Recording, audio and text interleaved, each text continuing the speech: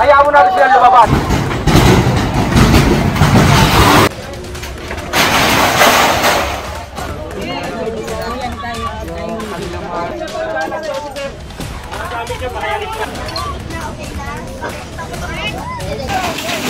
Uy! Kaya pumasok na yung ating kap...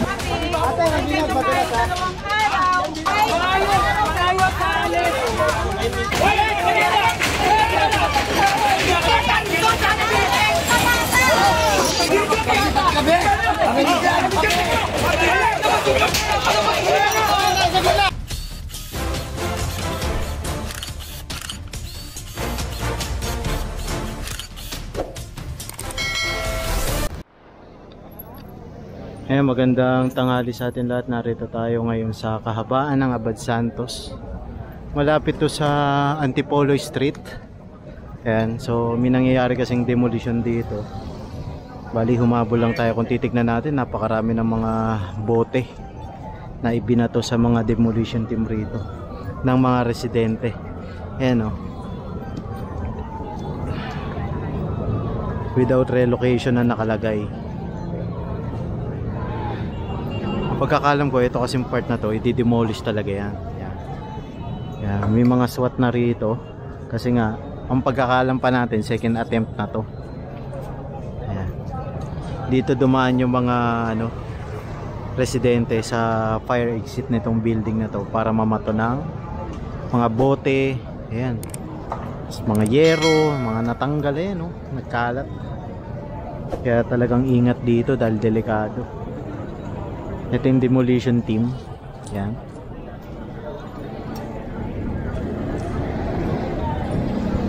Tingnan natin kung ano pang mangyayari rito. Kasabay ito nung demolition sa Bangbang. So ito yung inuna kaso hindi natuloy. Yung sa Bangbang rin hindi na natuloy. Yan yung nagkagulo nga rin doon yung kinover natin last May. 'Di ba? Kung papanoorin nyo.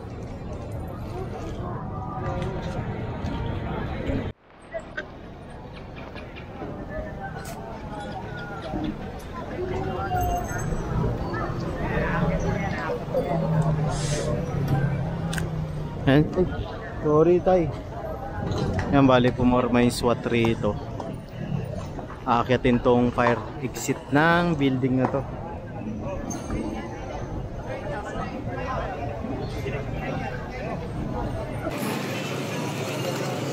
Aakyat. Kasi na-demolish na pala to eh. Ayan o, yung kabila.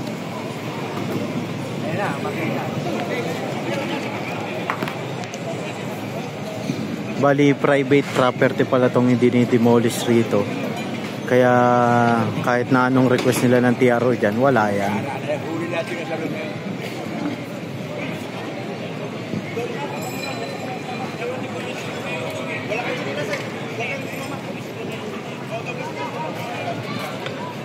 Kakagulo dito.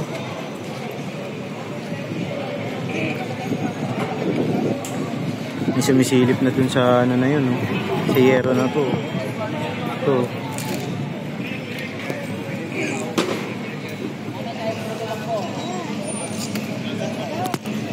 Dito na rin ang riot police.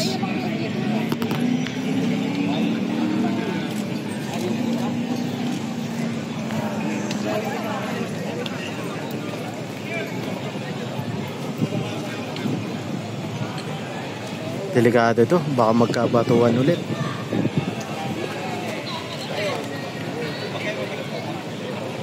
May sasarado na siya ng bintana.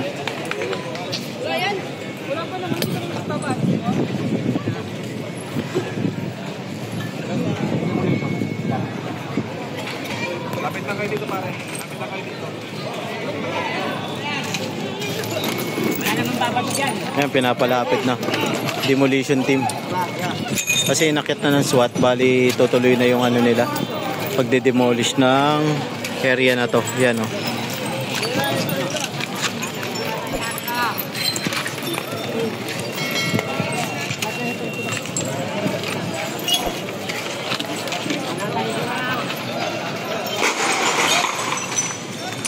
Dami palang mga ano dun, no? Ay, binasag na ng mga pulis para wala na silang maipamato. O, para. O. Ayan, babanatan na nila. Huwag kayo pumasok doon na walang gamit.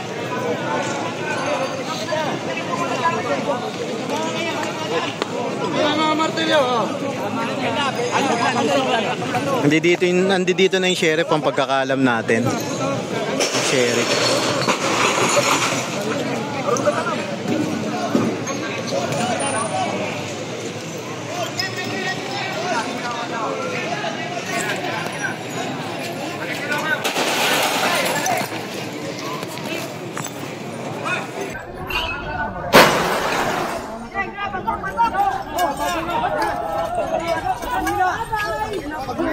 Laban.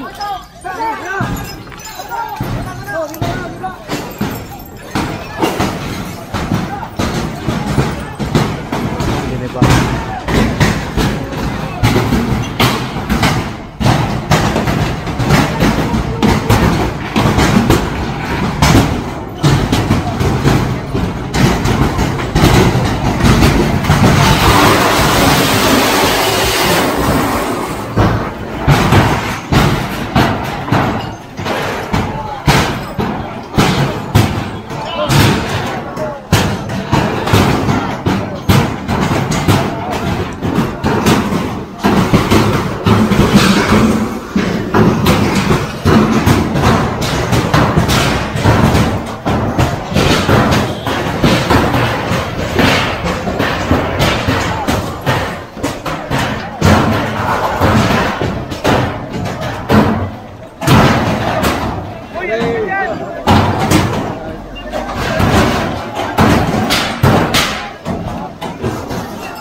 Ito, atake na to yung gate.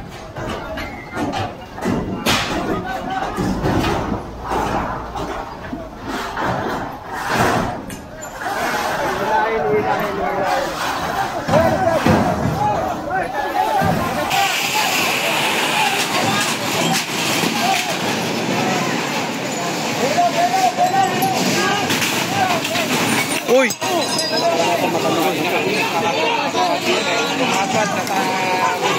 Tenso, inatak na to.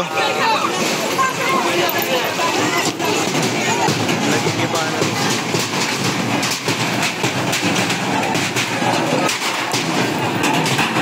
Ayan si ate, kinakatwiran niya, ipataraw nandun sa loob. Mga polis. Atras tayo, atras. Ayan, pumasok na yung ating kapulisan.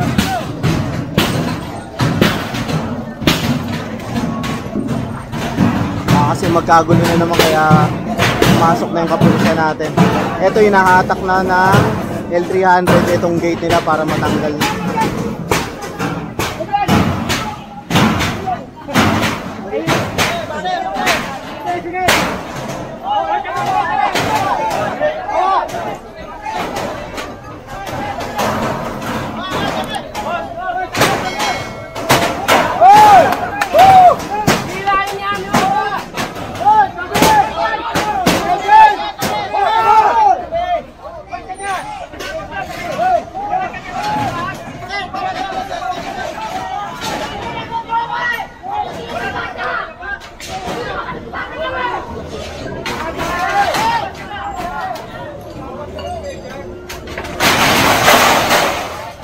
Ayan na, tanggal na yung gate. Walang lalapit. Kung ito demolition, ha? Walang lalapit. Ayan na, sinabihan na ng polis na walang lalapit. Ang hindi taga-demolition. Hindi, huwag yung palapitin niya. Walang lalapit.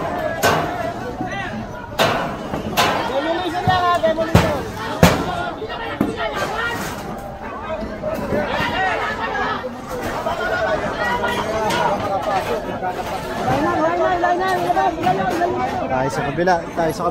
Tayo sa kabila. Daming bubog rito. Delikado.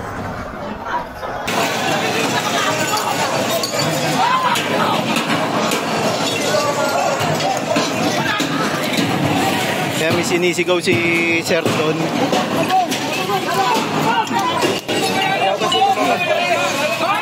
Ayaw nila umalis eh. Oh. May bata raw, may bata.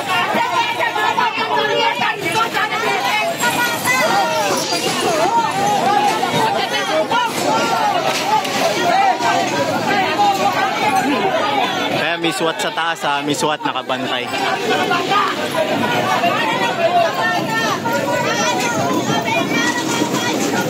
Alis daw sila, alis. Yung mga bata lang ang inaalala nila.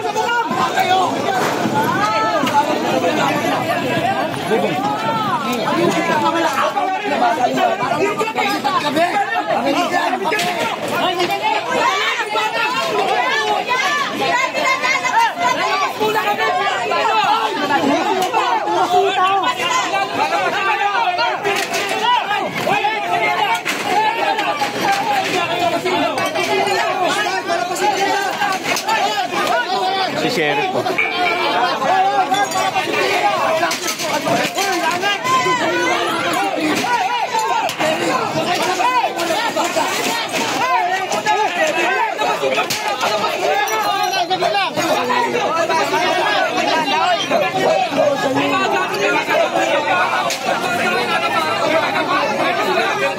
Pare, malapasin nyo lang ang bata, pare! Mga bata ka na! Ayan, si Sheriff pala yung kausap.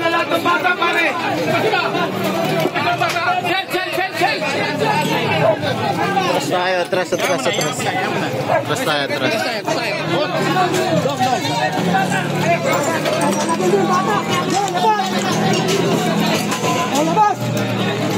Ayan, so inilabas lang yung mga bata sa loob. Labas lang yung mga bata sa loob. Ayan, para hindi sila masaktan kasi i-demolish na pala tong area na to. Andiyan dyan na si Sheriff. Ang pagkakalam natin, nung May pa to dapat na demolish kaso lumaban nga yung mga residente rito na nakatira. Kasabay ito nung nasa Bangbang sa Mihaligi. Bali hindi rin na demolish yung kasi may nilabas na TRO ang Korte Suprema. Ayan. Eh ito kasi ay private property. Ngayon pinapaalis na sila ni Sheriff na rito. Ilang buwan silang pinagbigyan kaso hindi yata sila umalis. Kaya ang nangyari, talagang i-demolish na to kahit anong mangyari ngayong araw.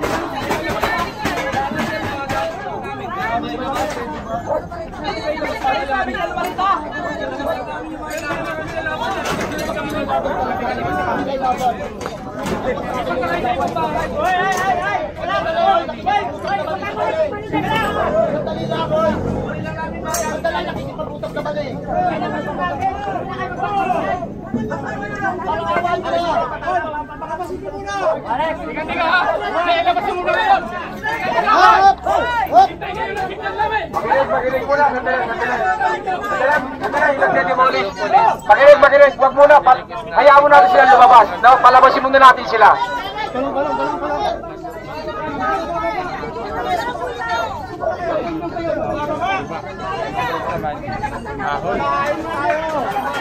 And so nilalabas na nila yung mga gamit nila rito. Tinutulungan na sila ng ating kapulisan para mapabilis yung pag-aalis na nila rito ng kanilang mga gamit ay sa balutan. Kasi ilang buwan na rin silang napagbigyan rito kaya nga bumalik na yung demolition team kasama na ulit yung sheriff. Nagkagulo rin dito na nakaraan eh.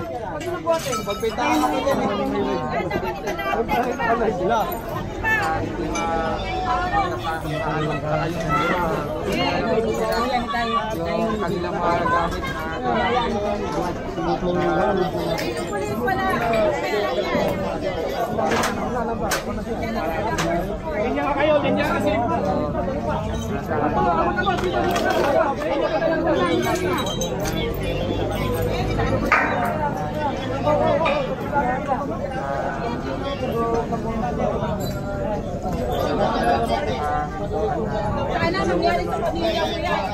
Sumusumpa ko sa eh, babalik sa pamilya ko yan. Sumusumpa kita, kuya. Saan yan? Huwag muna kayo mag-ano ha. Hintay kayo sa kanila. Magpupukpok muna ha. Kaya natin bakit na nila. Sa balag kayo eh.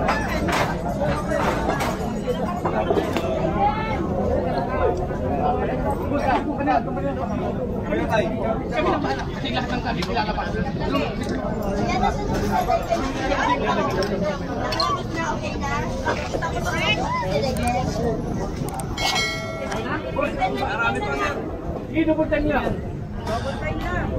Yes, so, wala nang bata sa loob ha? Kaya wala nang bata sa loob ha?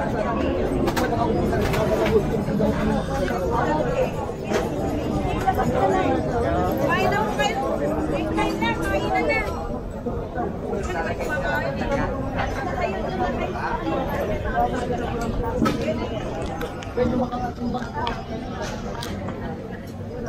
Madupuntan na.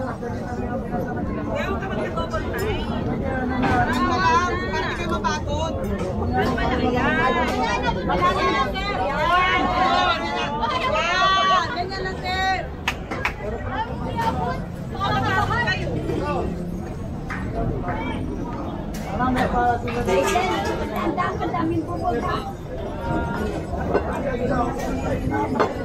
Malaki-laki tong area na gigibayin rito. Ang dami pala nakatira rito. Pagkakalam kasi natin private property. Hello po, dito po yung mga affected po. Lahat po kayo, pakilabas na po ng gamit nyo. Kesa po, tatagal po tayo. Yun rin po mangyayari sa inyo. Di ba natin pwede bigyan yung mga nakatira ito kahit ilang araw? So kasi hindi in one day, hindi kaya nilang ilabas yan. Bakit ka pa napakita eh? Kuya, tagalin mo yung mas mo. Wala makamot, wala kang mas. Nakikiusap naman kami, bigyan nyo kahit 2 araw, hindi kasi ako umalis. The last time, Wala pa yung binigay sa inyo palugi? hindi, wala tayo ano, bigyan nyo na lang muna kahit Parang di na tayo tumagal. Ayos sa kami. Bigyan mo na kayo sa Alas 12, sir. Mga gamit nyo, pakialis na. ano yan, Roblox? Kaya sa tingin mo, alas 12 magkahal sa mga Kung nangyari sa pamilya ko yan, Madalas yan. Alis naman. bigyan mo lang. Bigyan mo ng oras. Kahit Malayos sa alis. kasi kukuha ka ng mga reference. Aware kayo dyan, sir. Bigyan nyo ng araw, hindi na silang umalis. Diba? Kung sa pamilya mo nangyari yan, hindi. Wait lang, kasi wala. Last time kung ginawa mo yun, bigay ka ng paluwi. How many days? Enough. Okay, wala na tao. Nag-aaral. Sir, ma'am. Diba? Kailan po natin saan yung gamit? Bigyan ng panahon. Sir, ang inaano ko lang po, panahon, bigyan ng parang kasipat yung mga tao. Truck ang gagamitin yan. Kung mangyari sa pamilya nyo yan, ano mararamdaman nyo? Ako hindi ako nakatira dito. Pero andito ang magulang ko. Ang iniisip ko yung mga nagtandaan na dito, kung sa iglap, aalis. Paano nila malilipot ang gamit nila? Kaya ba nila magbuhat? Tingnan yung kalagayan nyo doon. Iyan yung kayo ang nandiyan sa buhay nila. Ha? Malaki bawa kasi.